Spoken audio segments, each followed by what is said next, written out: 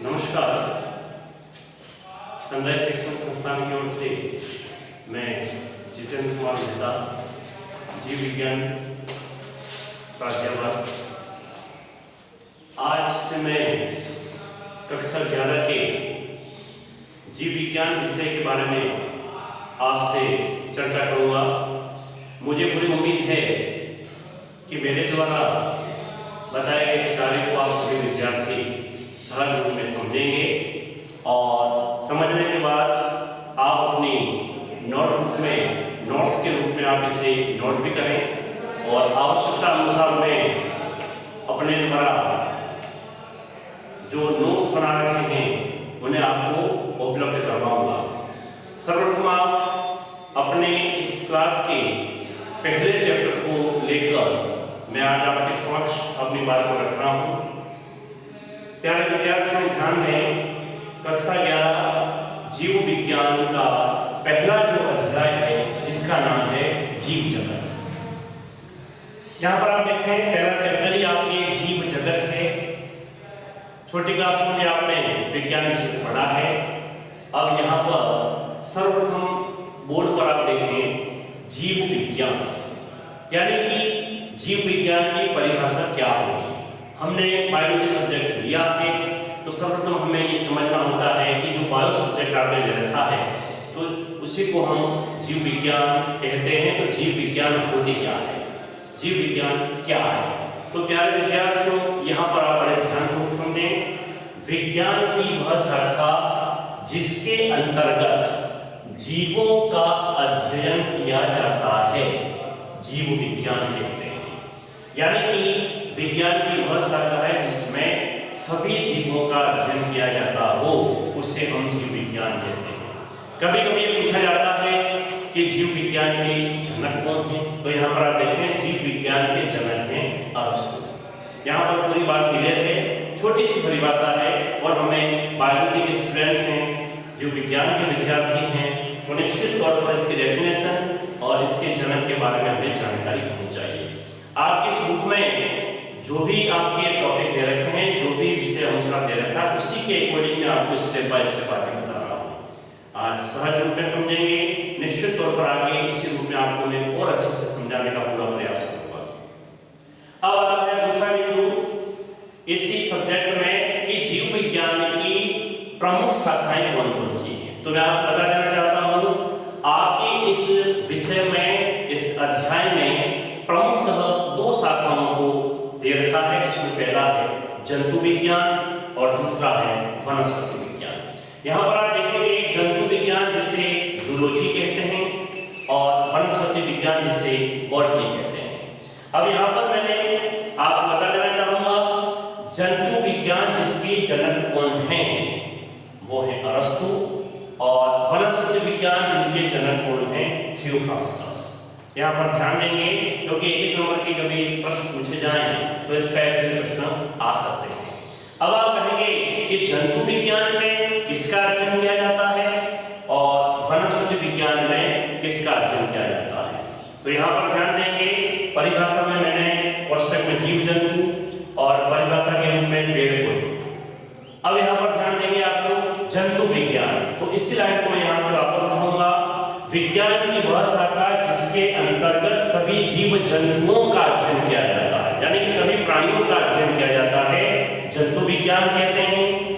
और वनस्पति विज्ञान में विज्ञान की वह शाखा जिसके अंतर्गत सभी पेड़ पौधे यानी कि वनस्पतियों का अध्ययन किया जाता हो, ऐसे विज्ञान को वनस्पति विज्ञान यानी कि बॉटनी कहते हैं। बहुत ही सरल रूप में अब इसके टुकड़े अगर कर दें तो आप देखें, विज्ञान की वह शाखा जिसमें जंतुओं का अध्ययन किया जाता हो, विज्ञान की वह शाखा जिसमें वनस्पतियों का अध्ययन किया जाता हो, विज्ञान की वह शाखा जिसमें जीव में पेड़ पौधे और समस्त प्रकार के प्राणी सभी आते हैं। यानी कि यहाँ पर छोटी छोटी जो बातें हैं, यानी कि जो बेस है जीव विज्ञान का, वो हमें नॉलेज होना चाहिए। अब आगे बढ़ेंगे हम लोग, तो यहाँ पर आपकी इस बुक में दे रखा है सजीव क्या होते हैं। तो विद्यार्थियों, सजीव के बारे में आप छठी क्लास से विज्ञान में पढ़ रहे हैं, जिसमें आपने देखा होगा। नॉर्मल तौर पर हम देखें तो आपने देखा होगा जो चल सकते हैं,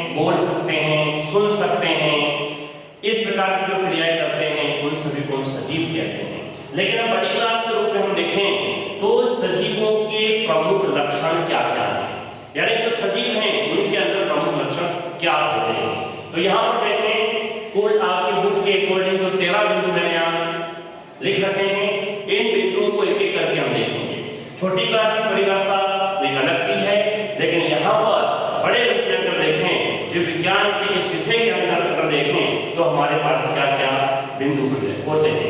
सजीव लक्षण में सबसे पहला बिंदु यहाँ पर आया है वृद्धि। तो आप लोगों ने देखा होगा पेड़ पौधे निरंतर वृद्धि करते रहते हैं, यानी कि जब तक एक निश्चित सीमा जो होती है वो जीव जंतुओं में होती है कि निश्चित आयु के बाद प्राणी जो है अपनी वृद्धि कर चुके होते हैं, लेकिन पेड़ पौधे आप देखें निरंतर जो है वृद्धि करते रहते हैं। छोटे पौधे को आपने देखा होगा किस प्रकार से धीरे धीरे धीरे वो वृद्धि करता है, और जीव यानी कि छोटे शिशु को भी देखा होगा, छोटे अन्य जीव जंतुओं को भी आपने देखा होगा, धीरे धीरे वह वृद्धि करते हैं। यानी कि वृद्धि का जो गुण है वो सजीवों का प्रमुख है, यानी कि पेड़ पौधे और जीव जंतु दोनों सजीव हैं। यहाँ पर इस बात को नोट करेंगे आप। तो वृद्धि का जो गुण है वो सजीवों का प्रमुख लाक्षणिक गुण है। अगले बिंदु पर बात करेंगे प्रजनन। तो प्रजनन का मतलब होता है सभी प्रकार के जीवों में अपने समान संतान उत्पन्न करने की क्षमता होती है, इसे ही हम जनन कहते हैं। छोटे पौधे में भी आपने देखा होगा बीज से नवीन पौधा बनता है, और एक पौधे की किसी शाखा को काटकर अगर अन्य जगह रोपित करते हैं वहां पर एक नवीन पौधा बनता है। तो प्रजनन की बात करें तो प्रजनन भी सजीवों का प्रमुख गुण है जो पेड़ पौधों और जीव जंतुओं में पाया जाता है। प्रजनन की आपने विभिन्न प्रकार की विधियों को भी छोटी क्लास में पढ़ा है, जिसमें आपके लैंगिक जनन, अलैंगिक जनन, अलैंगिक की विभिन्न प्रकार की विधियों को भी आपने देखा है, जिसमें कायिक जनन, विखंडन है, मुकुलन है, इसी प्रकार की अन्य प्रकार की विधियों को आपने देखा। तीसरे बिंदु के बारे में चर्चा करें तो उपापचय। उपापचय में पेड़ पौधों में विभिन्न प्रकार की क्रियाएं संपन्न होती है। इसमें यहाँ पर दो बातें लिखी हैं। प्रकाश संश्लेषण की बात करें तो पेड़ पौधे जो है विभिन्न प्रकार की क्रियाओं और सूर्य के प्रकाश की उपस्थिति में प्रकाश संश्लेषण के माध्यम से भोजन बनाने का कार्य करती है। इसी प्रकार श्वसन की बात करें तो चाहे जीव जंतु हो चाहे पेड़ पौधे श्वसन क्रियाओं में ऑक्सीजन को ग्रहण करना, कार्बन डाइऑक्साइड को बाहर त्यागना, विभिन्न प्रकार की क्रिया संपादित होती है। तो उपापचय क्रिया भी सजीवों का एक विशेष लाक्षणिक गुण है। बात करते हैं गति। तो गति यानी कि मूवमेंट जो होता है वो सजीवों में जीव जंतुओं में पाया जाता है, यानी कि प्राणी मात्र जो अगर देखें तो विचरण करते रहते हैं, एक स्थान से दूसरे स्थान पर आ जा सकते हैं। लेकिन यहाँ पर गति की बात करें तो पेड़ पौधे जो हैं एक नियत स्थान पर स्थिर होते हैं, लेकिन उनमें से भी गति होती है। जैसे कि आपने चुनमुनी के पौधे को देखा होगा, उसको अगर स्पर्श करते हैं तो उसकी पत्तियां विभिन्न सिकुड़ जाती हैं, सिमट जाती हैं। यानी कि इस प्रकार के गुणों को अगर देखें तो बहुत सारे ऐसे वनस्पतियां हैं जिसमें इस प्रकार की गति को हमने देखा है। आगे अगर बात करें पोषण। पोषण का मतलब होता है भोजन, यानी कि सभी प्राणी जो हैं अपने विभिन्न प्रकार के कार्यों को करने के लिए ऊर्जा की आवश्यकता होती है, और वो ऊर्जा जो है हमें भोजन से मिलता है, और भोजन जो है उसको लेने की क्रिया को पोषण कहते हैं। विभिन्न प्रकार के जीव जंतुओं के भोजन ग्रहण करने की विधियां भी अलग अलग हैं। अब यहाँ पर पोषण की बात करें तो पेड़ पौधे भी अपना भोजन विभिन्न माध्यम से बनाते हैं और अपने आवश्यक पोषकों को जाइलम फ्लोएम के माध्यम से एक स्थान से दूसरे स्थान पर भेजते हैं। तो यहाँ पर भी भोजन का पोषण जो है वो एक विशिष्ट क्रिया है जो सजीवों का प्रमुख लाक्षणिक गुण है। अगले पॉइंट में मैं बात करूंगा उत्तेजनशीलता, यानी कि शरीर में किसी भी यानी कि वातावरण से होने वाले विभिन्न प्रकार की क्रियाओं के प्रति हमारा शरीर किस प्रकार से कार्य करता है, यानी कि वातावरण में प्राप्त होने वाले उद्दीपनों को ग्रहण करना, ग्रहण करने के बाद शरीर की क्या क्रिया होती है, क्या प्रतिक्रिया होती है, ये उत्तेजनशीलता में सम्मिलित है। उत्तेजनशीलता मतलब वातावरण में होने वाली क्रियाओं से प्रतिक्रिया व्यक्त करना। इसके बाद हम बात करेंगे कोशिका संरचना। कोशिकीय संरचना का मतलब जीवों की संरचनात्मक एवं क्रियात्मक इकाई ही कोशिका है, और कोशिकीय संरचना जो जीवों में एक निश्चित होती है, यानी कि एक निश्चित संरचना होती है, उसी की संरचना के आधार पर उनका पूरा जीवन पर्यंत जो है वो कोशिकाओं के द्वारा सारे कार्य संपादित होते हैं।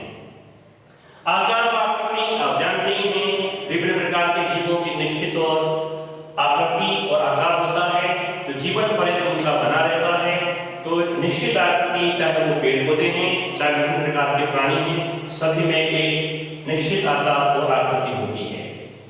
निश्चित जीवन चक्र, इस बात से आप देख रहे हैं जीवन चक्र यानी कि सभी पेड़ पौधे, सभी जीव जंतुओं की एक निश्चित आयु निर्धारित है। उसी आयु के अंतर्गत उनका जीवन चक्र पूर्ण होता है और अपने जीवन चक्र को पूरा करने में निरंतर इन सभी प्रकार की क्रियाओं को सम्मिलित कर, यानी कि निश्चित आयु जो होती है सभी जीवों की, चाहे वो पेड़ पौधे हैं चाहे जीव जंतु हैं।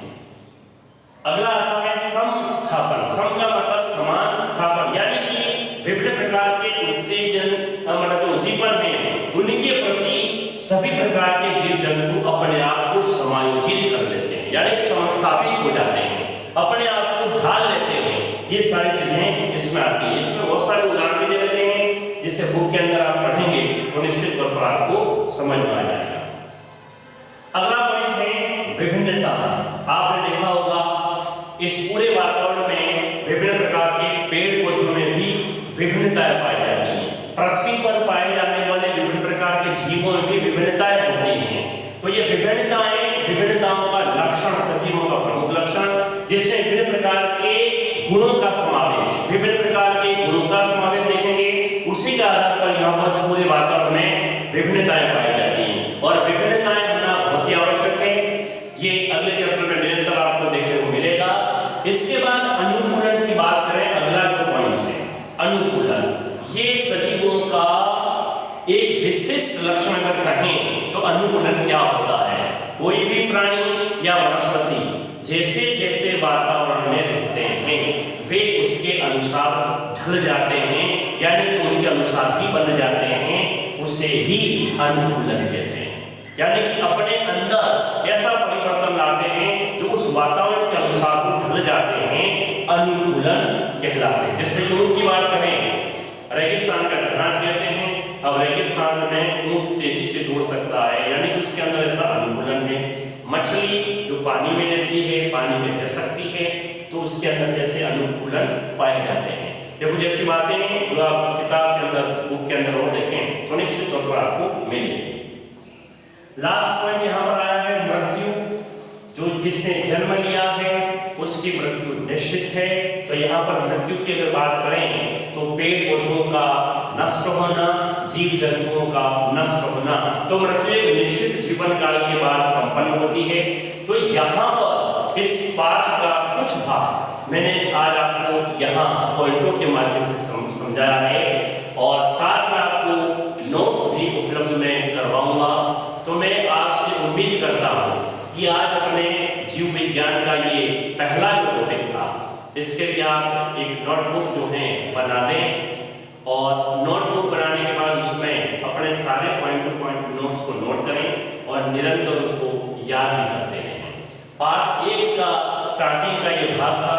अगला भाग इसी के आगे जो बिंदु वार अपने पास होगा, मैं आपको और नोट्स और वीडियो के माध्यम से आपके सामने रखूंगा और मैं उम्मीद करता हूँ कि मेरी बताई हुई बात को आप अच्छे से समझेंगे और अपने मन मस्तिष्क में इसको अच्छे से याद करेंगे।